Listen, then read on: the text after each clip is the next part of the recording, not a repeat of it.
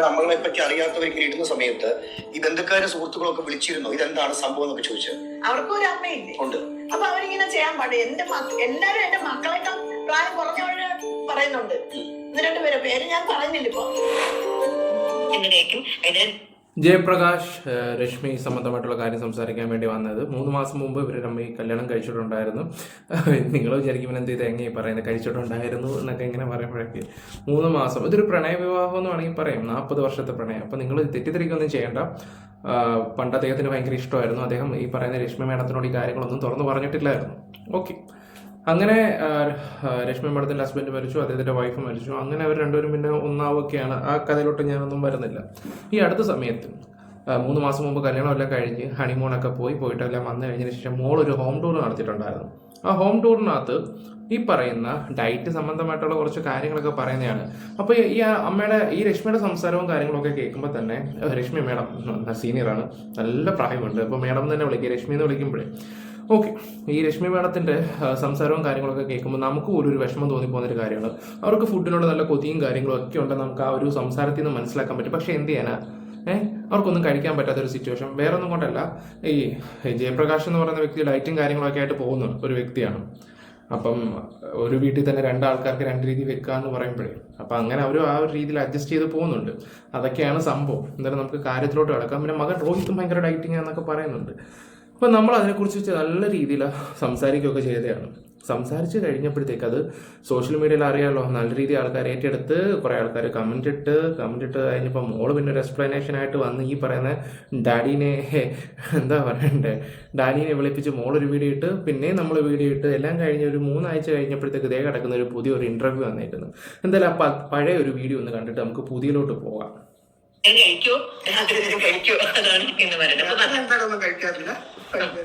Breakfast ലാസ്റ്റിൽ പറഞ്ഞായിരുന്നു. മുട്ട വെറൈറ്റി മുട്ട പിന്നെ ഗീല് എന്താ റോസ്റ്റ് ചെയ്ത് എന്നിട്ട് പെപ്പറും സോൾട്ട് മാത്രമായിരുന്നു. ഇങ്ങനെയാണ് ഏട്ടൻ കഴിച്ചുകൊണ്ടിരുന്നത്. പിന്നെ കുറച്ച് കാഷ്യൂ നട്ട്സും വാൾനട്ട്സും ഇടും. അത് ഒരുപാടില്ല, കുറച്ചെടുത്ത് ഒന്ന് ക്രഷ് ചെയ്ത്. അതിങ്ങനെ എന്നും കഴിച്ചോണ്ടിരുന്ന എനിക്കൊന്നും വല്ലാതെ എനിക്കൊരു ഇഷ്ടക്കേട് പോലെ തോന്നി. ഇപ്പൊ ഞാൻ ഇപ്പം കുറച്ചാണ് ഇതിനൊക്കെ ഇടാറുണ്ട്.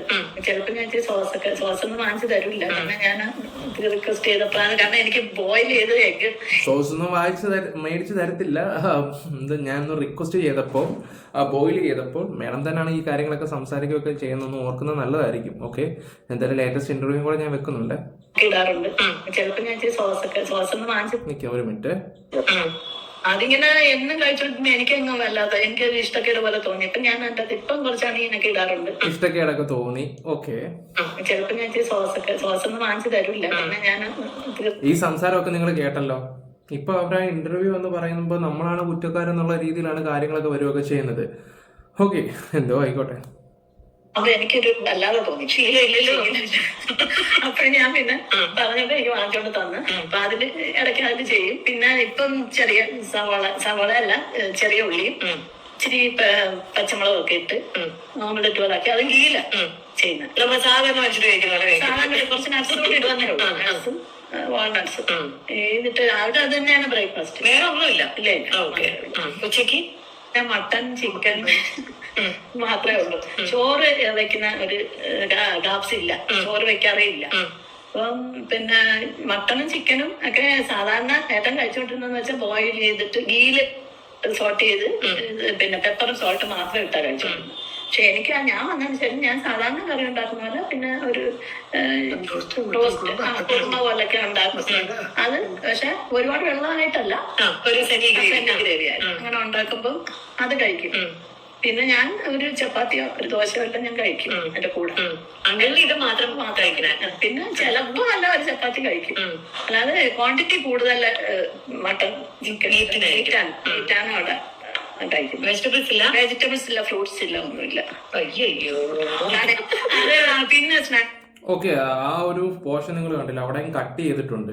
കുറേ കാര്യങ്ങളൊക്കെ കട്ട് ചെയ്തൊക്കെ സംസാരിക്കുന്നുണ്ട്. ഇവരുടെ രീതി, സംസാരം, കൈയുടെ ആക്ഷൻ ആണെങ്കിൽ പോലും ശ്രദ്ധിക്കുമ്പോൾ തന്നെ കുറേ കാര്യങ്ങൾ മനസ്സിലാക്കാൻ പറ്റുന്നതാണ്.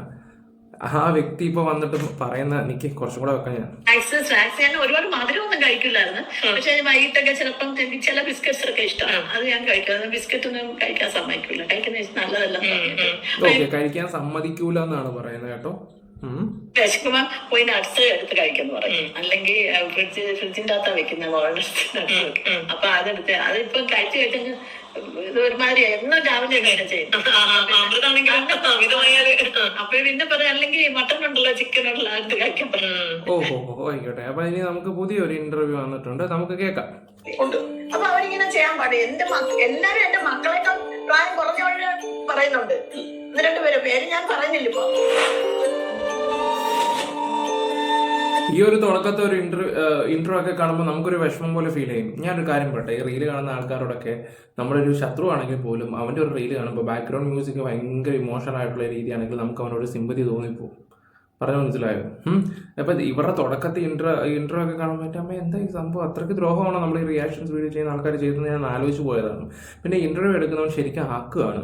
അവൻ ആരാണ് എന്താണെന്നൊക്കെ അവൻ്റെ ഇന്റർവ്യൂ കാണുന്നവർക്ക് നല്ല രീതി അറിയാം. അതിനെക്കുറിച്ച് ഞാൻ ഇനി കൂടുതൽ സംസാരിക്കുന്നൊന്നുമില്ല. അവൻ നൈസായിട്ടൊന്ന് ആക്കി പോവായിട്ട് എനിക്ക് ഫീൽ ചെയ്തത്. ഓക്കെ, വൈറലുമാണ്. ഇത്രയൊക്കെ തെറി കേൾക്കാൻ തങ്ങൾ എന്ത് തെറ്റാണ് ചെയ്തത്? ഇതിനോടൊപ്പം ഉള്ളത് രശ്മിയും ജയപ്രകാശും. നമസ്കാരം. ആ പുഞ്ചിരിക്കും ആ സൗന്ദര്യത്തിന്റെ മുന്നിൽ ഒരു സല്യൂട്ട് കേട്ടോ. എന്നാ വിശേഷം?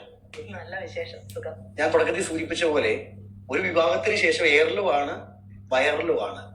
ഇത്രയൊക്കെ തെറിവിളികൾ കേൾക്കാൻ എന്തോ തെറ്റാ ചെയ്തേ? യാതൊരു തെറ്റും ചെയ്തിട്ടില്ല, ആർക്കും അറിഞ്ഞുകൊണ്ട്. എന്നിട്ട് എന്താണെന്ന് അറിയില്ല, ജനങ്ങൾ സമൂഹം ഇങ്ങനെ പല രീതിയിൽ അത് നമ്മൾ പറയുന്ന വാക്കുകൾ മുഴുവൻ ഉൾക്കൊള്ളുന്ന ആ രീതിയിലല്ല പറഞ്ഞു വരുമ്പോ അത് തീരെ വർഗമായിട്ട് നമ്മൾ പറയുന്നത് പകുതി കേട്ടിട്ട് പകുതി മാത്രം ഹൈലൈറ്റ് ചെയ്ത് കാണിച്ചിട്ട് അതിനെ ക്രിട്ടിസൈസ് ചെയ്ത് അതായത് പൂർണ്ണമായിട്ട് കേൾക്കാൻ താല്പര്യപ്പെടുന്നില്ല. നമ്മൾ പറയുന്ന അവർക്കറിയാം. പക്ഷെ മേഡം മോള് ചെയ്ത ഒരു വീഡിയോ നമ്മൾ കണ്ടായിരുന്നു കേട്ടോ. അതിനകത്ത് തന്നെ ഒരുപാട് വെട്ടിക്കുറയും കാര്യങ്ങളൊക്കെ ഉണ്ട്. അത് ചിലപ്പം പണി കിട്ടിയാലോ എന്ന് കരുതിയിട്ടായിരിക്കാം ചിലപ്പം മോള് വെട്ടിക്കുറച്ചത്. പിന്നെ ഞാൻ ആദ്യം തന്നെ ഒരു വീഡിയോ വെച്ച് എന്താന്ന് പറഞ്ഞാൽ അതിനകത്ത് തന്നെ കുറേ കാര്യങ്ങൾ ക്ലിയർ ആവുന്നുണ്ട്. മേഡം ഏത് രീതിയിലാണ് സംസാരിച്ചെന്നുള്ള രീതിയിലൊക്കെ അതിൽ തന്നെ നമുക്ക് ക്ലിയർ ആവാൻ പറ്റുന്ന കാര്യങ്ങളൊക്കെ തന്നെയാണ്. ഇനി എന്തെങ്കിലും മേഡം പറയുന്നത് നമുക്ക് നല്ലപോലെ ഒന്ന് കേൾക്കാം. അപ്പം നമ്മളാണ് ഇപ്പൊ കുറ്റക്കാരി. ഓക്കെ, അവരത് ഒരു എന്താണ് പറയുന്നത് ക്ലിപ്പിംഗ് പോലെ എടുത്തു വെച്ചിട്ട് അതിനെ ക്രിട്ടിസൈസ് ചെയ്താണ് സംസാരിക്കുന്നത്. ഇന്ന് ജനങ്ങളുടെ മനസ്സിൽ പ്രകാശേട്ടൻ ഒരു ദാഹജലം കൊടുക്കുന്നില്ല, നല്ലൊരു ഭക്ഷണം കൊടുക്കുന്നില്ല. പ്രകാശേട്ടന്റെ മുന്നിൽ ജനങ്ങളുടെ മുന്നിൽ പ്രകാശേട്ടൻ ശത്രുവായിട്ട് മാറി. വിഷമമില്ലേ ചേച്ചി? ഭയങ്കര വിഷമമുണ്ട്. കാരണം ഇതൊന്നും സത്യത്തിന് നടക്കുന്ന കാര്യമല്ലേ ഈ പറയുന്നത്. സത്യാവസ്ഥ അതൊന്നും അല്ല. ഞാൻ ഒരിക്കലും ഇവിടെ ഹോം ടൂർ വേണമെന്ന് പറഞ്ഞ് എന്റെ മകളാണ് ഈ ചാനൽ ചെയ്യുന്നത്. അപ്പൊ ഒരുപാട് സബ്സ്ക്രൈബേഴ്സിന്റെ റിക്വസ്റ്റ് പ്രകാരം അന്നൊരു ഹോം ടൂർ പോലെ ഇവിടെ എടുത്തു. അപ്പം ചോദിച്ചു വന്നപ്പം ഡയറ്റിന്റെ കാര്യങ്ങൾ ചോദിച്ചു. അതായത് ശ്വേതാ സെന്തിലിന്റെ യൂട്യൂബ് ചാനലിലാണ് സംസാരിക്കുന്നത്. അതെ, ഈ ശ്വേതാ സെന്തിൽ എന്ന് പറയുന്നത് സ്വന്തം മോള്, എന്റെ മോളാണ് ശ്വേതാ സെന്തിൽ. സെന്തിൽ എന്താ മരം അറിയാലോടാ, ശ്വേത സ്വന്തം മോളാണെന്ന് നിനക്കറിയാലോ. 2-3 വട്ടം നീ ആ പേരെടുത്ത് പറയുമ്പോൾ തന്നെ ഈ ഒരു ഇന്റർവ്യൂ എന്താണെന്ന് തപ്പിപ്പോവും ആൾക്കാർ. അതുകൊണ്ടാണ് അവൻ ആ പേരെടുത്ത് പറഞ്ഞത്. പറഞ്ഞു മനസ്സിലായോ? നാളെ ഈ ഒരു പേരെടുത്ത് പറയുമ്പോൾ നമ്മൾ റിയാക്ഷൻ ആൾക്കാർ പിന്നെയും ബുദ്ധിമുട്ടും. ഇവന് എന്താ പറയണ്ട, റീച്ചിങ് കിട്ടും. എന്റെ പൊന്നു മോനെ, ബുദ്ധി. അപ്പൊ അന്ന് ഇവിടെ വന്ന് സംസാരിച്ചപ്പോ ഞാന് അത് കാഷ്വലായിട്ട് എന്താ പറയുന്നുള്ള ഇതായിട്ട് പറഞ്ഞതാ. പക്ഷെ അത് ജനങ്ങൾ അത് ഭയങ്കര ഞാൻ എന്തോ എല്ലാ ജനങ്ങളും അല്ല, ചില ആളുകൾ ജനങ്ങൾക്ക് മനസ്സിലാവും. നമ്മളെ അറിയാവുന്നവരും നമ്മുടെ നെയ്ബേഴ്സും ഫ്രണ്ട്സ് ബന്ധുക്കൾക്കൊക്കെ അറിയാം നമ്മൾ എങ്ങനെയാ ജീവിക്കുന്നതെന്ന് അറിയാം. പക്ഷെ അറിയാൻ പാടില്ലാത്ത ഒരുപാട് പേരില്ലേ. അപ്പൊ അവരിൽ ചിലര്, എല്ലാരും ഇല്ല, ഒരു 4-5 പേര് ഒരു ചാനലിന് വേണ്ടിയാണോ അവരുടെ ഉപജീവന മാർഗമായിരിക്കാം. പക്ഷെ നമ്മളെ എന്തിനാണ് ഇതിൽ കരുവാക്കിയതെന്നാണ് എനിക്ക് മനസ്സിലാവുന്നത്. അതായത് വ്യക്തിപരമായിട്ട് നമ്മളെ അടുത്ത് അറിയാവുന്നവർക്കില്ലാത്ത പ്രശ്നം ഒരു ബന്ധം ഒരു പരിചയം ഇല്ലാത്തവരിന്ന് കുത്തേണ്ട ആവശ്യമില്ലെന്നേ. ഇല്ല, അതെന്താണ് നമ്മൾ അവരോട് എന്ത് തെറ്റാണ് ചെയ്തത്? അവരുടെ ചിലപ്പോ ഉപജീവന മാർഗമായിരിക്കാം, അവർക്ക് ഒരുപാട് സബ്സ്ക്രൈബേഴ്സോ അവർക്ക് വ്യൂവേഴ്സോ ഒക്കെ ഉണ്ടായിരുന്നിരിക്കാം. പക്ഷെ ഒരാളെ ദ്രോഹിച്ചിട്ടാണ് അങ്ങനെ ചെയ്യുന്നത്. പക്ഷെ ഇതിൽ ജനങ്ങൾ പറയുന്ന ഒരു കാര്യമുണ്ടമ്മേ, ചോറും മീൻകറിയും തോരനും അല്ലെങ്കിൽ ദോശയും ചമ്മന്തിയും കഴിച്ചുകൊണ്ടിരുന്ന ഒരു സമയം. ആ സമയത്ത് നിന്ന് വിവാഹത്തിന് ശേഷം പ്രകാശേട്ടൻ പറയുന്നു ഇനി ഇതൊന്നും കഴിക്കണ്ട, ഇനിയും ഈ ഡയറ്റും മുട്ടയും മാത്രം കഴിച്ചാൽ മതി. ഇതാണ് ചില ആളുകൾ പറയുന്നത്, വിമർശിക്കുന്നവർ. അവർക്ക് കൊടുക്കാനുള്ള മറുപടി എന്താ? അയ്യോ, ഇതൊക്കെ സത്യത്തിന് നിരക്കാത്തതാണ്. അപ്പൊ ഞാൻ അവിടെ വരുമ്പോ പ്രകാശേട്ടൻ ഈ ഡയറ്റാണ്, ഈ ഇപ്പം ഫോളോ ചെയ്യുന്ന ഡയറ്റ് തന്നെയാണ്. ഞാൻ ഈ ഡയറ്റാണ് ഫോളോ ചെയ്യുന്നത്, താല്പര്യം ഉണ്ടെങ്കിൽ ഇത് ചെയ്യാമെന്ന് പറഞ്ഞു. ഒരിക്കലും പറഞ്ഞിട്ടില്ല. കാരണം ഇത് നല്ലതാണ്, അതിന്റെ ബെനിഫിറ്റ്സും. മകനാണ് രോഹിത്താണ് ഇതെല്ലാം പറഞ്ഞ് മനസ്സിലാക്കിയിട്ടുണ്ട്. രോഹിത് ഇതിന്റെ കോഴ്സൊക്കെ കഴിഞ്ഞു. അതിന്റെ അവിടെ പോളണ്ടില് നല്ല രീതിയിൽ സർവീസ് ചെയ്യുന്നു. അത് ഒരുപാട് പേർക്ക് ബെനിഫിറ്റും ആണ്, ബെനിഫിഷ്യൽ ആയിട്ടുണ്ട്. ഒരുപാട് ഷുഗർ പേഷ്യൻസ് ഒക്കെ ഒരു 3 നേരം ഇൻസുലിൻ എടുത്തോണ്ടിരുന്നവർ വരെ ഷുഗർ ഫ്രീ, ഒരു കുഴപ്പമില്ലാതെ ഇപ്പൊ കഴിയുന്നു. അപ്പൊ അതിന്റെ ബെനിഫിറ്റ്സ് ഒക്കെ പറഞ്ഞു തന്നു, എന്നോടും പറഞ്ഞു തന്നു. അത് വേറൊന്നും അല്ല, നമ്മൾ ഇൻസിസ്റ്റ് ചെയ്തതല്ല. നമുക്ക് വേണമെങ്കിൽ അത് ഫോളോ ചെയ്യാം. അത് ടേക്ക് യുവർ ഓൺ ടൈം, പെട്ടെന്ന് വേണമെന്നല്ല എന്ന് പറഞ്ഞു. അപ്പം എനിക്ക് അവിടെ ബ്രേക്ക്ഫാസ്റ്റിനുള്ള സാധനങ്ങൾ, അരിപ്പൊടി ആയാലും ഗോതമ്പ് പൊടി ആയാലും, പുട്ടുണ്ടാക്കണോ ഇഡലി ഉണ്ടോ, എല്ലാത്തിനും സാധനം അവിടെ ഉണ്ട്, വാങ്ങിച്ചു തന്നിട്ടുമുണ്ട്. പക്ഷെ ഞാൻ എനിക്ക് വേണ്ടി മാത്രം ഉണ്ടാക്കുന്ന ഒരാൾ ഇത് കഴിക്കുമ്പോ ഞാനും അതിന്റെ കൂടെ തന്നെ കഴിക്കാമെന്ന് ഞാൻ തന്നെ വിചാരിച്ചതാണ്. പക്ഷെ അത് ഞാൻ പറഞ്ഞപ്പോ ഞാൻ ഇതെല്ലാം കഴിച്ചുകൊണ്ടിരുന്ന ആളല്ലേ, ആദ്യത്തെ കുറച്ച് ദിവസം എനിക്ക് ഭയങ്കര ബുദ്ധിമുട്ടായിരുന്നു. സ്വാഭാവികമായിട്ട് ജിമ്മി ഏറിപ്പോയതിന് ശേഷമാണെന്ന് തോന്നുന്നു ചേച്ചി ഇപ്പോൾ വന്നിട്ട് എങ്ങനെയെങ്കിലും ഒന്ന് വളച്ചൊടിക്കാം എന്നുള്ള രീതിയിലാണ്. കാരണം ആൾക്കാർ ഭയങ്കരമായിട്ട് നെഗറ്റീവ് അടിച്ച് ഈ ഒരു വ്യക്തിനെ. അപ്പം ഹസ്ബൻഡ് മോശമായിട്ടിരിക്കുന്നത് പുള്ളിക്കാർക്ക് പിടിക്കത്തില്ല, അതിനകത്തൊന്ന് വന്ന് വിളിപ്പിക്കുകയൊക്കെ ചെയ്യുന്നത്. എനിക്ക് അങ്ങനെയാണ് തോന്നുന്നത്. ഞാൻ മുമ്പ് ഒരു വീഡിയോ വെച്ചില്ല, തുടക്കം വെച്ചതെന്ന് പറയുമ്പോൾ കേൾക്കുമ്പോൾ തന്നെ നിങ്ങൾക്ക് മനസ്സിലാക്കാൻ പറ്റുന്നതാണ്. ഇനിയും ഉണ്ട് ഒരുപാട് പോർഷൻസും കാര്യങ്ങളൊക്കെ. അത് എന്നിട്ട് ഇപ്പം ഇങ്ങോട്ട് വന്നിട്ട് വളച്ചൊടിച്ച് അത് വേറെ രീതിയിലാക്കുമ്പോൾ നമ്മൾ റിയാക്ഷൻ ചെയ്ത ആൾക്കാരുടെ മണ്ടയ്ക്കോട്ട് കാര്യങ്ങൾ പോകും. നല്ലതാ. ആദ്യമായിട്ട് പോകുന്നൊരു വ്യക്തി, ആദ്യമായിട്ട് അതായത് ദിവസേന കുഴിമന്തി ബിരിയാണി കഴിക്കുന്ന ഒരു വ്യക്തിയോട് 2 പറങ്ങാണ്ടിയെ കഴിക്കാവുള്ളൂ, 2 മുന്തിരിങ്ങയെ കഴിക്കാവുള്ളൂ എന്ന് പറയുമ്പോൾ ഇത് അക്സെപ്റ്റ് ചെയ്യാൻ കുറച്ച് ബുദ്ധിമുട്ടാണ്. അല്ല, അതിന്റെ സമയം വേണം. അത് തന്നെയാണ് ഞാൻ പറഞ്ഞത്. ഈ രാവിലെ ഈ എഗ് എന്ന് വെച്ചാൽ 8 എഗ്, 2 പേർക്കൂടെ 8 എഗ്ഗാ. അപ്പൊ അതില് 2 ബോയിൽ ചെയ്യും, 2 എണ്ണം ഈ ഗീ റോസ്റ്റ് ചെയ്യും. ഗീ റോസ്റ്റ് ചെയ്ത് അതിന്റെ അകത്ത് നട്ട്സും വാൾനട്ട്സും ഒക്കെ ഇട്ടാണ് കഴിച്ചുകൊണ്ടിരിക്കുന്നത്. അപ്പൊ അത് പെട്ടെന്ന് എനിക്കൊരു ചേഞ്ച് വന്നപ്പോ ഞാൻ തന്നെ തീരുമാനിച്ച്, ഞാൻ തന്നെ എന്റെ കൂടെ യോജിച്ച് ചെയ്ത 2 പേർക്കും ഒരേ ഫുഡ് മതിയെന്ന് വിചാരിച്ചു. അല്ല, അപ്പോഴും പ്രകാശ് ചേട്ടൻ രശ്മി ചേച്ചിയോട് നീ ഇന്നതേ കഴിക്കാവോ, നീ ചോറ് കഴിക്കല്ലേ, മീൻകറി തൊട്ട് പോകല്ലേ എന്നൊന്നും പറഞ്ഞിട്ടില്ലല്ലോ? ഇല്ല, എന്നോട് പറഞ്ഞ വേണമെങ്കിൽ എപ്പോ വേണമെങ്കിലും ചോറ് വെക്കാം. അരി സോസ് ഒന്നും മേടിച്ചു തരത്തില്ലെന്ന് പിന്നെ ചേച്ചി പറഞ്ഞു. പിന്നെ എന്തുവാ, സോസ് ഒന്നും മേടിച്ചു തരത്തില്ല, വേറെ കുറെ കാര്യങ്ങൾ അവർ പറയുന്നുണ്ട്, അതൊന്നും സമ്മതിക്കത്തില്ല. കൊള്ളാം. വന്നിട്ടുണ്ട് അരി ഇപ്പോഴും അതുപോലെ അവിടെ ഇരിക്കാൻ ഞാൻ വെച്ചിട്ടില്ല. അങ്ങനെ 2 പ്രാവശ്യമൊക്കെ വെച്ചു. പക്ഷെ ഇപ്പം അങ്ങനെ റെഗുലർ ആയിട്ട് വെക്കുമ്പോ ഒരാൾക്ക് അത് വേണ്ടാതിരിക്കുമ്പോ ഞാൻ വിചാരിച്ചു വേണ്ട. പക്ഷെ അതുകൊണ്ട് എനിക്ക് ഒരുപാട് ഹെൽത്ത് ബെനിഫിറ്റ്സ് ഉണ്ട്. അതായത് നിങ്ങൾ 2 പേരും താല്പര്യപ്രകാരം എടുത്ത ഡയറ്റാ. അതെ. പിന്നെ ബാക്കിയുള്ള ചില ആളുകൾക്ക് ഈ കല്ലുകടി എന്തിനാന്നേ, സന്തോഷമായി ജീവിക്കുന്നോണ്ടാണോ? അല്ല, അവര് പറഞ്ഞോട്ടെ, കുഴപ്പമില്ല. എനിക്ക് എവിടെ ചാനല്ലേ. അല്ല, നമ്മള് പ്രതികരിക്കാൻ പോയി, എന്നിട്ട് പ്രതികരിക്കേണ്ട ആവശ്യമില്ല. ഞാൻ നേരത്തെ അജിൻ പറഞ്ഞതൊക്കെ, ഇത് നമ്മളെ ഫാമിലി അല്ല, നമ്മളെ റിലേറ്റീവ് അല്ല, നമ്മളെ നെയ്ബർ അല്ല, ഈവൻ നമ്മളെ നാട്ടുകാരല്ല. നമ്മള് ഒരു വിധത്തിൽ അറിയാത്ത എഴുതുന്നുണ്ട് എന്തെങ്കിലും പറയാം, നമ്മള് പ്രതികരിക്കണമെന്നില്ല. അവര് പറയാനുള്ള അവര് പറഞ്ഞോട്ടെ. ഓക്കെ. അപ്പൊ പിന്നെ ഈ ഒരു ഇന്റർവ്യൂവിന്റെ ആവശ്യമില്ലായിരുന്നല്ലോ. ഇപ്പൊ ചിലപ്പോ കോണ്ടാക്ട് ചെയ്ത് കാണും. അപ്പൊ പിന്നെ ഈ ഒരു ഇന്റർവ്യൂവിന്റെ ആവശ്യമില്ലായിരുന്നല്ലോ. അവരെ വിളിക്കുമ്പോൾ വന്നിരുന്ന് സംസാരിക്കേണ്ട ഒരു ആവശ്യമില്ല. അത് വിട്ടേരും മക്കളെ, വിട്ടുകളാ എന്നൊക്കെ പറഞ്ഞാൽ പോരായിരുന്നു. ഇതിപ്പോ നമ്മളാണ് കുറ്റക്കാരായത് മൊത്തം. നമ്മളുടെ ജീവിതമാണ് ഇവർക്കുള്ള ആൻസർ. സന്തോഷകരമായുള്ള ജീവിതം, അതിനപ്പുറം ഒന്നുമില്ല. ഒരു മനുഷ്യ ആയുസ് ശരാശരി ഞാൻ മനസ്സിലാക്കിയത് 36,000 ദിവസമാണ്. അതെ. അപ്പൊ അതില് പകുതിയോളം നമ്മുടെ പകുതി കൂടുതൽ കഴിഞ്ഞു. ഇനി പകുതി നമ്മൾ ഈ സമയത്ത് ഇങ്ങനെ ഒരു തീരുമാനം എടുത്തതും ഒരു വിവാഹം കഴിച്ചതെന്ന് വെച്ചാൽ കമ്പാൻ ഇവിടെ മൊത്തം പണി വെച്ചത് മോളാ.